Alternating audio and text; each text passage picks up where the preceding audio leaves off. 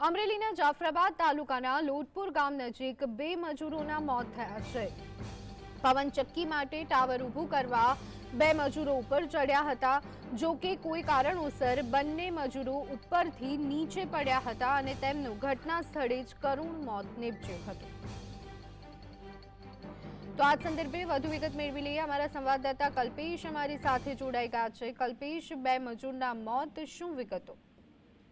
ચોક્કસથી જણાવ્યું કે આ જાફરાબાદ તાલુકાના લોટપુર ગામની આ ઘટના છે। પવનચક્કી માટે જે ટાવર ઉભો કરતા હતા તે સમયે 2 મજૂરો જે છે તે પવનચક્કીના ટાવર ઉપર ચડ્યા હતા અને બંને મજૂરો ઉપરથી કોઈ પણ કારણોસર નીચે પડતા ઘટના સ્થળે કરુણ મોત થયું હતું। અને ખાસ કરીને જે આ બંને મજૂરો છે તે કર્ણાટકના હોવાનું પણ સામે આવી રહ્યું છે ને હાલમાં 108 અને પોલીસ ઘટના સ્થળે પહોંચી હતી। જી આભાર કલ્પેશ અમારી સાથે જોડાવા બદલ। તો બંને શ્રમિકો નીચે પટકાતા તેમના મોત થયા હોવાનું માલુમ પડી રહ્યું છે।